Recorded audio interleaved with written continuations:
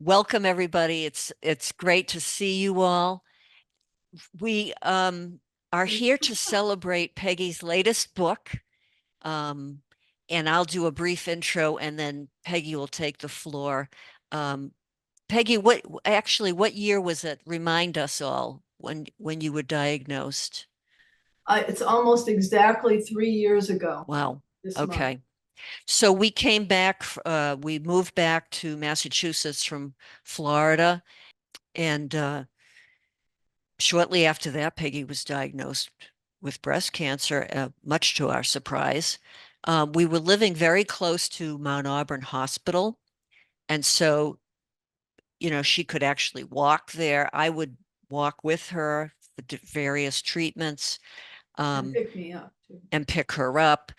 But what I wanted to share tonight as sort of an intro was that, Peggy would go to these various treatments and she'd come home, and instead of like appearing tired or even wanting to take a nap, she'd sit down at the computer and start writing. And I'd say, aren't you tired?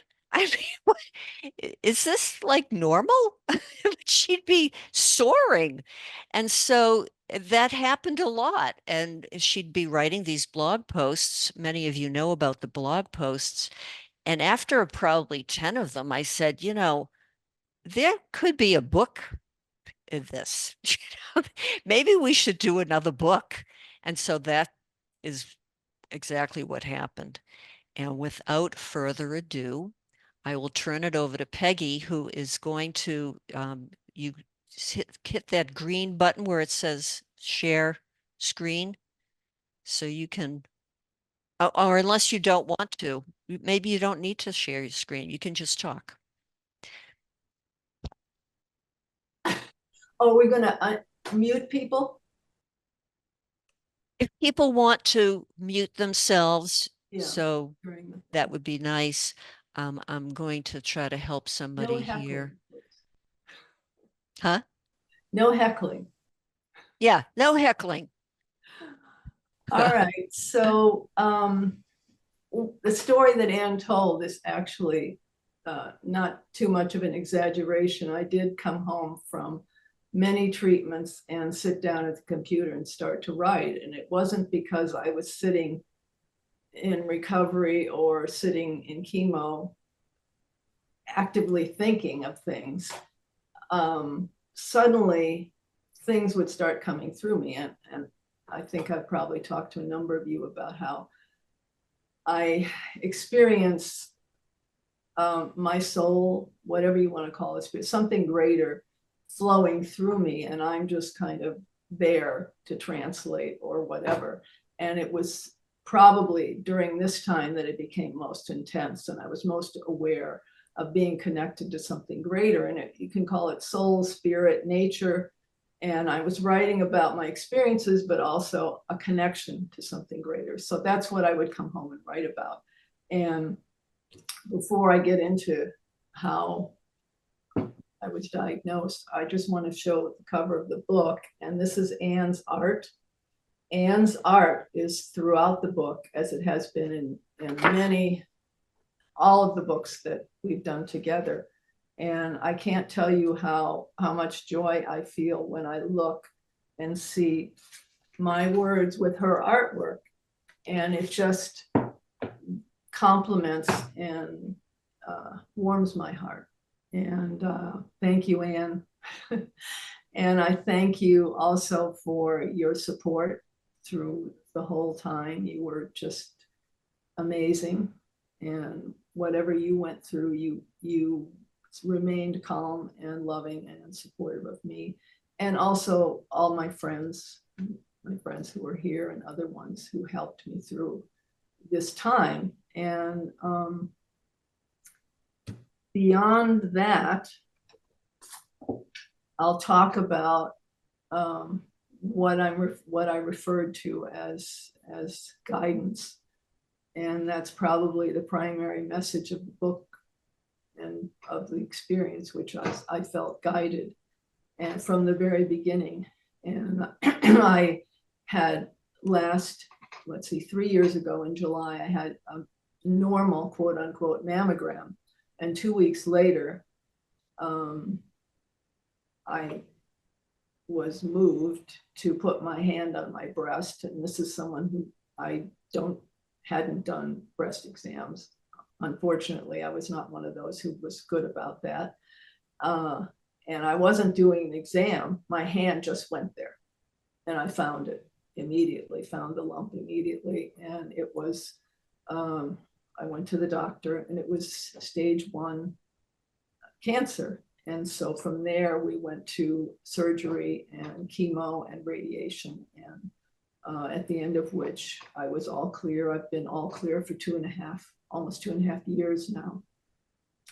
So I'm very grateful for all of that, but I'm also particularly grateful for the way it happened, because I pay attention to anything unusual in my life, anything that seems like a synchronicity or a sign. And that was very much an unusual experience for me to suddenly, for no reason, since I had just supposedly had normal breasts. And the reason they couldn't see the lump was because my breasts are very dense. And I say in the book to anyone who has dense breasts that they might want to have a sonogram or further checking beyond a mammogram, because sometimes it's not detected. And also to do breast self-exam, though I wasn't doing it at the time, but that's the way I found it. So anyway, I felt immediately that there was some type of guidance going on, that this was a special event in my life, and that perception then carried me through everything that happened after that. I felt like it was my soul's design for this lifetime to be experiencing this. And it was an initial kernel with that unusual experience. And I had to go through fear and crying initially. And a friend helped me by saying, go ahead, feel that, because I was feeling like, well, I've been on a spiritual path for years. Why am I not peaceful? And he said, well, you have to feel what you have to feel. The peace will return. And I think that just released it. And once I was able to cry and feel it intensely, then the inner peace did arise. And I connected to that experience, that unusual experience of being guided to find the lump. And that carried me through the next 6 or 7 months. And I had very extraordinary connections to something greater, and to nature, to the people around me, to everything that was happening in my life. And I felt guided. That's the word I would use, guided and supported and loved by those in my life, and also by something you could call spirit. And so I guess I would like to, I picked out 3 different parts of the book to read, and they're not necessarily in sequential order, but they pick out, it was hard to choose because they're very different sections of the book and they different experiences. But I just wanted to pick out a few here and there to, I guess, emphasize the fact that I felt guided, and that was what gave me peace and calmed me down. And I wasn't always in that place, but I would say that was there in the background all the time, and it helped me. And okay, so the first part that I want to read is a chapter called Guided, oddly enough. So every moment of our lives is guided by an intelligence that we may only partially recognize while we were in physical form. Our physical lives interweave with one another within a vast tapestry of intention and meaning woven by that intelligence, which we are one with. There is no experience or event, however small or large, that is not connected to that cosmic interweaving. And that cosmic interweaving is what I experienced again and again. And from the moment I had the impulse to check my breasts only 2 weeks after a normal mammogram, I knew that something greater was at play. I didn't make a conscious mental decision to do a breast check. Before then, I had seldom checked my breasts. Suddenly, my hand was checking my right breast and almost immediately located a lump there. It was subsequently found to be cancer, stage 1A, and I had surgery to remove it and the area around it. And I have been continually moved to share this story and to write about allowing not only your hand, but your whole being to be guided by a power beyond human knowing, which shows itself in synchronicity, intuition, and inexplicable coincidences that move your life in certain directions. Hang on. To trust your soul's wisdom and God's presence can fill your life with inner peace and outer calm. And that's what I experienced. No matter what happens, however painful or beautiful, it is all part of the flow of human evolution into the light. And every person you meet is a fellow traveler. Every experience you have guides you to a deeper awareness.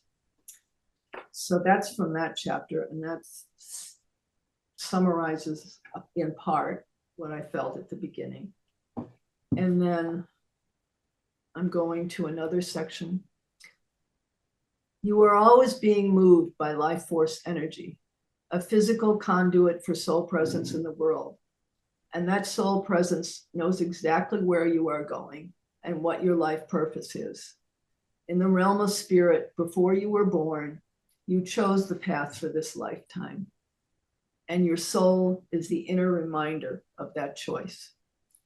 Whenever you feel as if something inside is moving you toward a certain decision or destination, that is your soul. And the good part is this particular paragraph, I reread myself many times now because I don't know, it moves me in a way that connects me to that feeling I had throughout those 6 or 7 months. And it connects me to something greater. And so the things that I write are often, I know, spirit speaking to me, giving me wise advice, but I also feel like I'm meant to share it. So the good part is that you can't make a mistake. Wherever you are meant to be is where you are right now. Isn't that a surprise? Even if you don't really like where you are, it's where you're supposed to be for the purposes of your soul's journey.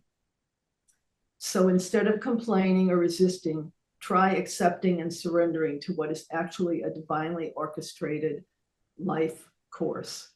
Look around. What wisdom is hiding within the shadows of your own perception? Imagine that this very moment holds the secrets of the universe. Switch on the light of your awareness and receive them. Take a deep breath and see the world with the eyes of your soul. If nothing is a mistake, then what am I being given now, here? And I try to remember to ask myself that in every, if I happen to be feeling sad or whatever, sometimes I'll be called to go back and look at that particular paragraph because it's in every moment, whether you're going through surgery or whether you're celebrating a wonderful relationship with someone, or whether you're feeling sad about losing a dear friend of a lifetime. or whether you're looking at nature, there is beauty and there is an intense connection to something greater in every moment. So the last thing I want to read is from the chapter towards the end of the book called Beyond Survival.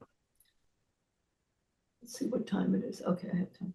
We are all survivors of one kind or another, whether encountering a diagnosis, a deep loss, or daily challenges. Each of us passes through various life experiences that can serve as gateways to more expansive awareness. Surviving doesn't have to mean perpetual struggle.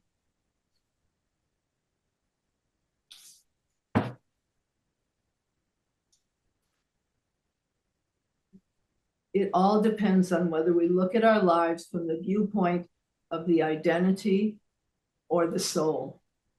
The identity, sometimes called the ego. The identity gets caught in fear. The soul trusts in the flow of spirit. And you can't go through cancer without having parts of your identity fall away, which in truth is the best thing that could happen because it allows the soul to emerge more fully. And the soul's wisdom can guide you in the most compelling and enlightened way for the rest of your life. Beyond fear to pure surrender and trust. Your soul has always been with you, but sometimes it takes many years to realize that. Actually, that's why everything happens in your life, to bring you to the point of aligning completely with your soul and living as that in the world.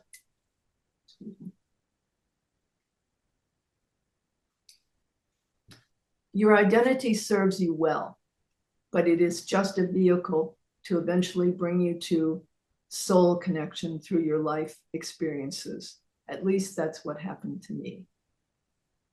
When those with cancer tell you that it's a gift, they are not putting a good face on it. They are tapping into a deeper truth, not only about cancer, but about life. Cancer shakes everything up and shows you what's important. It gives you the cosmic highlights of the human divine experience on planet Earth. And it's not about overcoming pain and suffering or controlling your fate. It's about opening to and flowing with universal consciousness, of which we are all part. Your soul embodies this consciousness. When your heart aligns with your soul, you feel the oneness of being beyond when your heart aligns with your soul, you feel the oneness of being beyond the very idea of survival. Then every single thing you experience is a gift. So that is the main things that I wanted to share. There's a lot more in the book, but I wanted to emphasize the fact that what helped me remain peaceful and calm was a connection to something greater. And I usually use the word soul. That's why I use soul in the title. And it was unexpected, that particular realization that everything is part of my soul's design, whether it's being with Anne for 40 years or having breast cancer. You know, life is all of these things. And when we accept that and embrace it, then we find something that carries us through life. So, let me say first, I mentioned about the Kindle thing, and also I'll mention the website. My website is www.spirit-flower.com, and you can find the link to the book on the website. It's on Amazon, and my blog is on there as well. And if you'd like to read it, go ahead. It's not depressing. You know, I know breast cancer can sound very daunting, but I had perhaps an unusual experience in that there was so many positive aspects to it. So if I think we have a little time, if we want to open up to people commenting or asking questions or anything like that. Anne? Yeah, I'm Oh, okay. with you. I agree. Okay, so if anybody wants Unmute. unmute themselves and share a comment or question. I Peggy, just posted your website link in the chat. So Oh, thank thanks, you. Anne. I haven't even looked at that. you're welcome. Roberta, Oh, bye, I Deb. interrupted you. Deb has already left. That's what I was going to ask, if she could repeat. Ah, I wasn't I couldn't type it fast enough in my notes. there you So go. Oh, you put it in there. Okay. thank you. I just finished, and I'm going to post a review tomorrow on Amazon. Look at Oh, those thank you. Post-its. Oh, those are all the things that I love. Oh, Oh, aren't you a sweetheart? oh my goodness. Those Wow. are the things I'm going back to. Oh, and I love your hair, Catherine. Wow, are you glamorous or what? Actually growing out. Wow. Well, thank you.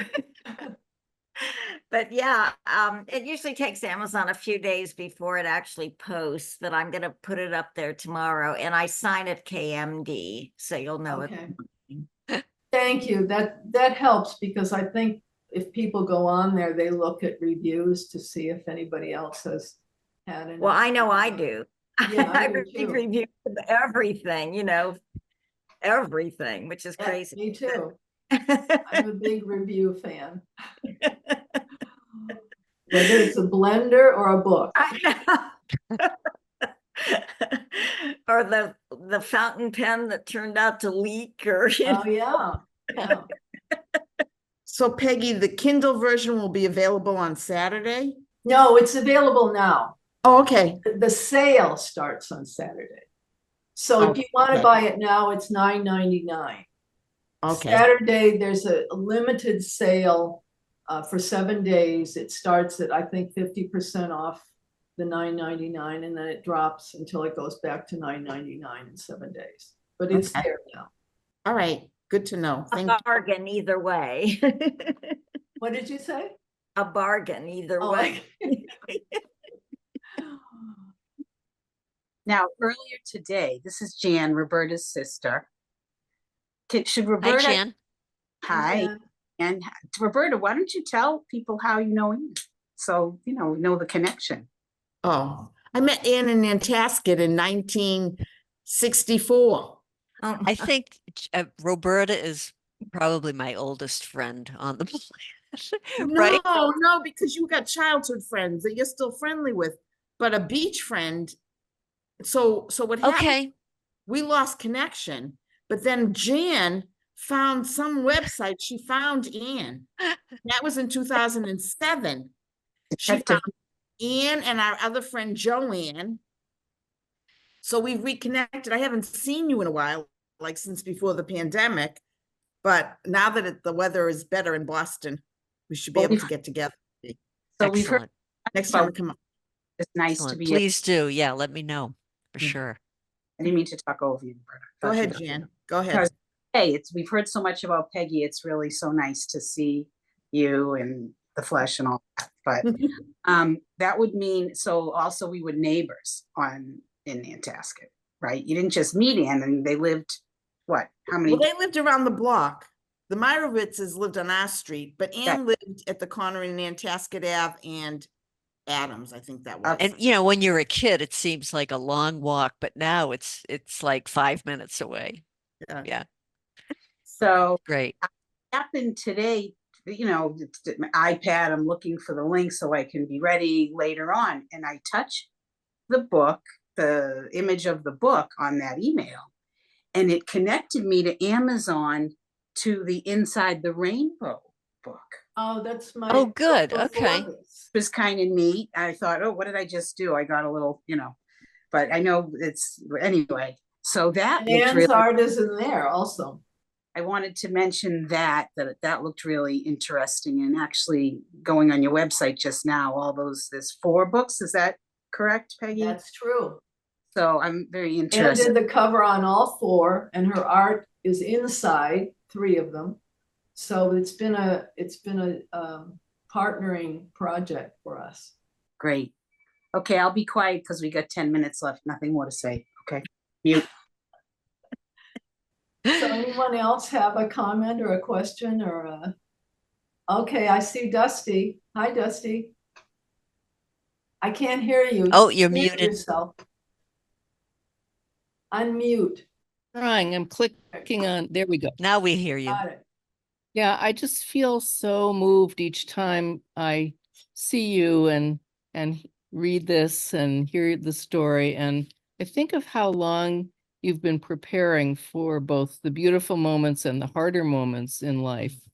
And it makes me think a lot about how we can all prepare, you know, not with a particular worry or joy or goal, but just the more we're at one with peacefulness. And in your case, you've been so connected to nature, and I'm sure that's part of the healing process for the body. And so, you know, I've known you a very, and I just love being on this journey with you, and I love it. You're such a good writer. So I'm losing you. Oh, It's fading. I There said, we go. I love it that you're also such a good writer, so that I know that people who don't even know you can be on this journey with you because of your incredible writing. So thank you. Thank you, Dusty. And I've appreciated your support for many, many years. We've known each other for, I think, 50 years now. I think so. It's Yeah, hard to believe. I Yeah. know. Isn't it amazing? And we've been through so many different things and experiences, and you know, your writing has been important to me, and our connections to, we both have a connection to nature and the birds, and you're right.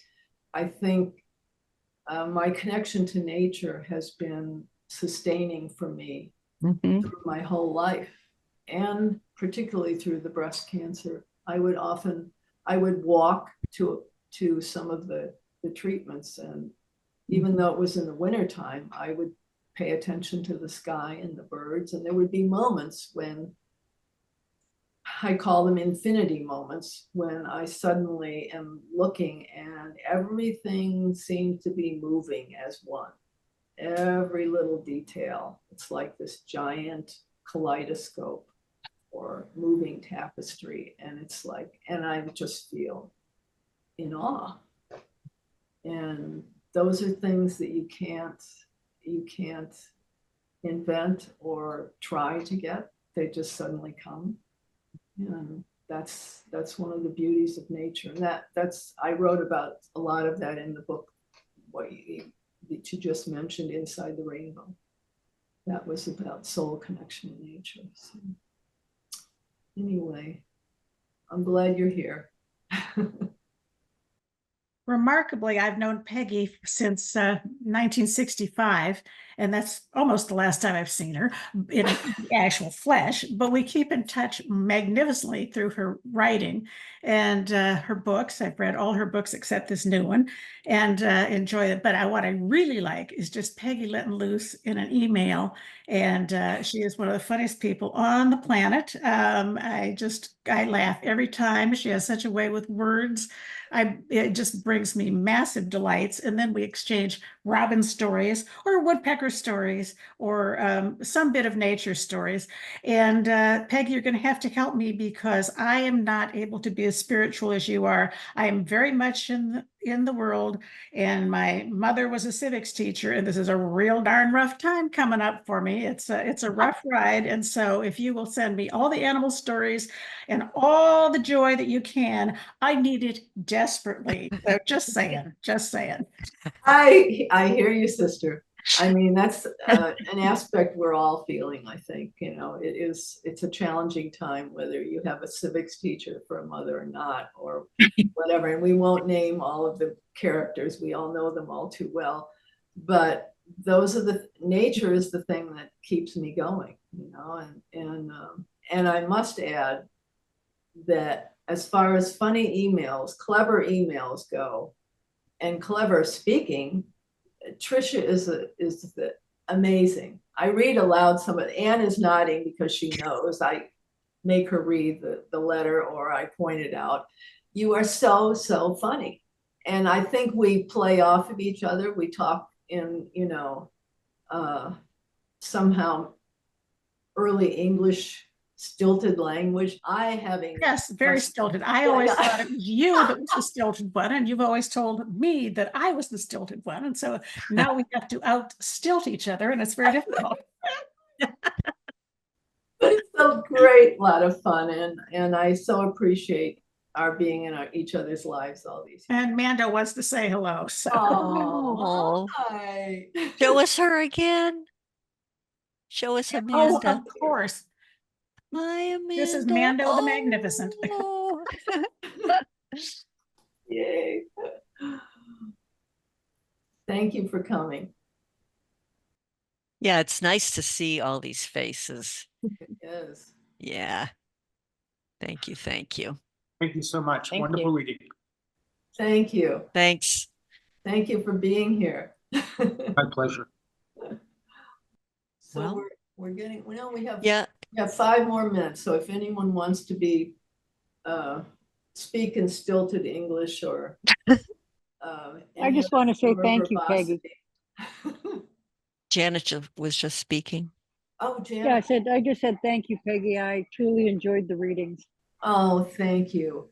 Thank you for coming, and thank you so much for your suggestion. I think it's a good Yes, one, and we will pursue it definitely. I'm going to look into that. Yeah, for sure. Well, great. Say hi let to me know. Patty. Yep. Yes. Oh, I will. I will. Janet and Dusty and I were all in a women's household many, many years ago in the mid-70s, a feminist household called Cranford. And there were a couple of other members too, but it's nice that 3 of us are here to keep the bond going.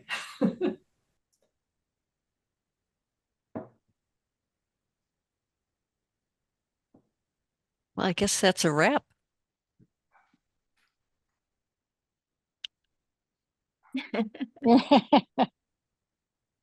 Thanks, everybody. Okay, bye-bye. Reach out to us if you Aloha. think of something Great after the job. fact. Great. Thank you To for see coming. everybody. I just tried to buy it on my iPad but I can't do the Kindle. I'm gonna have to go to the computer and go to Oh. Amazon computer. It wouldn't allow me to buy it. Okay. Huh, How rude. okay. My app, I don't know. Thanks for trying. Keep trying. Oh, I'm gonna go to the computer and do it through Amazon that way. All right. Excellent. Great. So, thanks an awful lot. I really Thank enjoyed. you. Thanks for coming. Take Great to care. see you. Nice Great to to see see you. everybody. Yes, great.